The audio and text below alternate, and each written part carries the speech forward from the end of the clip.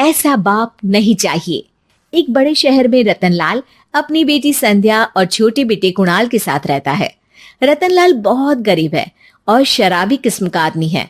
वो रिक्शा चलाकर अपना जीवन यापन कर रहा है।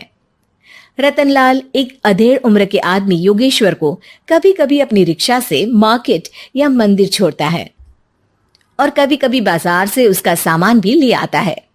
एक दिन रतनलाल योगेश्वर से कहता है, साहब, आपके पास गाड़ी है, फिर भी आप कभी कभी रिक्शा से क्यों जाते हो? इन शहर की गलियों को आराम से देखना मुझे बहुत पसंद है। ठीक है साहब, मैं चलता हूँ, कल फिर आऊंगा। अरे रतनलाल, रुको तो। मैंने सुना है कि तुम अपनी बेटी को कुछ पैसों के बदले किसी को दे रहे हो। अभी किसी को बेचे नहीं तो क्या करे साहब। एक छोटा बेटा है, उसको पढ़ाना भी है, उसकी देखभाल भी करनी है, और अगर मैं बेटी को घर में रखूंगा तो उसकी शादी कैसे करूंगा साहब। तुमको कितने पैसे मिल रहे हैं? अब 50,000 साहब। देखो, मैं तुमको पूरे 20 लाख रुपए देता हूँ। तुम अपनी बेटी संध्या को मुझे दे दो। हैं? 20 लाख? धन्यवाद साहब, धन्यवाद। मैं कल ही उसे आपके पास छोड़ जाऊंगा साहब। अगले दिन रतनलाल संध्या को हमेशा के लिए योगेश्वर के यहाँ छोड़ आता है और बदले में 20 लाख रुपए लेकर घर आ जाता है। रतनलाल जिंदगी में पहली बार इतने पैसे पाकर बौखला गया। उसने एक अच्छा घर लिया। कुणाल, अब हमें कोई चिंता नहीं है, तो अब अच्छे से पढ़, खूब मन लगाकर पढ़ाई करना। पापा, मुझे पढ़ाई करना अच्छा नहीं लगता। अरे तूने अगर ज्यादा बकवास की ना तो बहुत मारूंगा। कल से तू अच्छे स्कूल में जाएगा तो जाएगा, हाँ बस। कुणाल का एडमिशन एक अच्छे स्कूल में हो जाता है, लेकिन आए दिन स्कूल से शिकायत आती ही रहती है। 10 साल बाद एक दिन प्रिंसिपल मैडम रतनलाल को स्कूल में बुलाती है। रतनलाल, आपका बेटा कुणाल बहुत आवारा हो गया है और ये बिल्कुल भी पढ़ाई नहीं करता है, बल्कि उसका दिमाग गलत कामों में जा रहा है। अब मैं उससे बात करूंगा मैडम।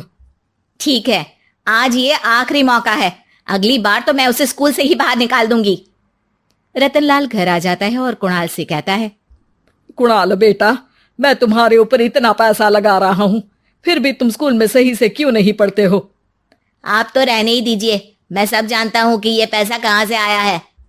और वैसे भी अब ये पैसा मेरा है, मेरा जो भी मन होगा मैं करूंगा। आज के बाद मैं कभी स्कूल नहीं जाने वाला। रतनलाल को अपनी बेटी की याद आती है और वो रोने लगता है। 5 साल बाद कुणाल एक दिन एक लड़की को शादी करके घर ले आता है। पिताजी, ये मेरी पत्नी है स्वीटी। तुमने शादी कर ली? हाँ, शादी कर ली मैंने, दिखाई नहीं दे रहा। और अब से आप फिर से कमाना शुरू कर दो, बहुत बैठ कर खा लिया। कुणाल, तुम इस बुड्ढे को घर में क्यों रख रहे हो? देखो ना, ये शराब पीता है, इसे घर से बाहर निकाल फेंको। अरे स्वीटी, ये मेरे पापा है, कैसे बाहर निकाल दूं? और वैसे भी घर में कोई तो चाहिए ना काम करने वाला, नौकर समझ कर रख लो। इस बुड्ढी को तो घर से बाहर निकाल कर ही रहूंगी मैं कब तक इसके लिए खाना बनाऊंगी। स्वीटी एक दिन घर के बाहर पार्क में अपनी दोस्तों के साथ बैठी होती है। तभी वो रतनलाल को बुलाती है। पिताजी, मेरे कमरे में मैं अपना फोन छोड़ आई हूं, जरा लाकर तो देना। हाँ जरूर, अभी लेकर आता हूं। रतनलाल फोन लेकर आ जाता है। कुछ समय बाद स्वीटी के फ्रेंड्स भी चले जाते हैं। स्वीटी अंदर आकर शोर मचाती है। चोर चोर! कहाँ है चोर? मुझे तो यहाँ कुछ नहीं दिख रहा। अरे ये अलमारी खुली पड़ी है, जरूर किसी चोर ने ही खोली होगी। अरे कौन आया था यहाँ? यहाँ तो पिताजी आए थे बस। अरे बहू, मैं चोर नहीं हूं। मुझे तो आप पर अब बिल्कुल भी विश्वास नहीं है पिताजी, क्योंकि जब आप पैसे के लिए दीदी को बेच सकते हो तो आप चोरी भी तो कर ही सकते हो। अरे लेकिन वो सब तो मैंने तेरे भले के लिए किया था ना। मैं तो कहती हूँ कि हमें इनकी कमरे की तलाशी लेनी चाहिए। तुम बिल्कुल सही कह रही हो, चलो। स्वीटी और कुणाल दोनों रतनलाल के कमरे की तलाशी लेते हैं और उन्हें वहां स्वीटी की ज्वेलरी और पैसे मिल जाते हैं। मैं तो पहले ही जानता था कि चोर आप ही हो। निकल जाओ मेरे घर से और दोबारा अपनी शक्ल मत दिखाना। रतनलाल आंखों में आंसू लिए घर से निकल जाता है। स्वीटी मन ही मन सोचती है, आज तो मेरी प्लानिंग सफल हो गई। जैसा मैं चाहती थी ऐसा ही किया और बड़ी आसानी से उस बुड्ढी को चोरी का इल्जाम लगाकर घर से भगा दिया। रतनलाल की हालत अब ज्यादा खराब हो गई और वो सड़क पर बैठकर भीख मांगकर खाने लगा। एक दिन वहां एक गाड़ी आकर रुकी और सड़क पर बैठे सभी भिखारियों को अपने सेंटर ले गई। एनजीओ की मालिक संध्या एक एक करके सभी को सुविधा मुहैया कराती है। तभी उसकी नजर रतनलाल पर पड़ती है। पिताजी, संध्या तू? पिताजी आपकी ये हालत कैसे हुई? ये सब मेरे बुरे कर्मों की सजा है जो मुझे मिल रही है। मुझे माफ कर दे बेटी।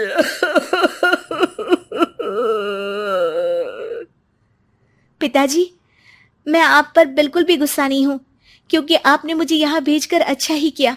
मेरी जिंदगी बदल गई। लेकिन ये सब हुआ कैसे बेटा? आप ये नए कपड़े पहनो, तब तक मैं योगेश्वर अंकल को बुला कर लाती हूँ। योगेश्वर अंकल? हाँ अंकल। योगेश्वर जी ने तुझसे शादी नहीं की थी? नहीं तो पापा, उन्होंने तो मुझे पढ़ा लिखा कर इस काबिल बनाया है कि मैं आज सबकी सेवा कर पा रही हूँ। रतनलाल पश्चाताप करके रोता रहता है। तभी योगेश्वर भी वहां आ जाता है। रतनलाल जी, आपकी ये हालत कैसे हुई?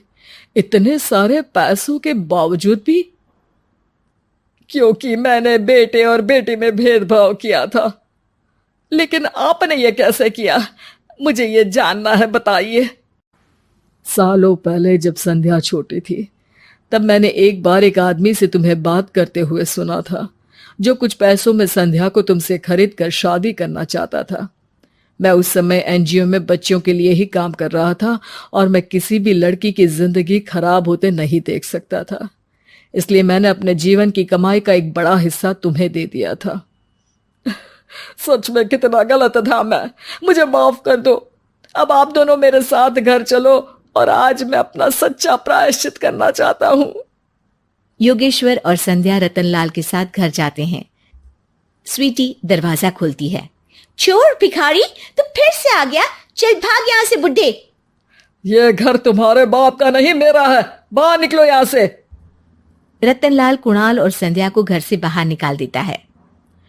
योगेश्वर जी, अब ये घर आपका है और अब आप यहाँ एक और एनजीओ खोल सकते हैं। शायद अब ये सच्चा प्रायश्चित है। संध्या अपने पिता के गले लग जाती है।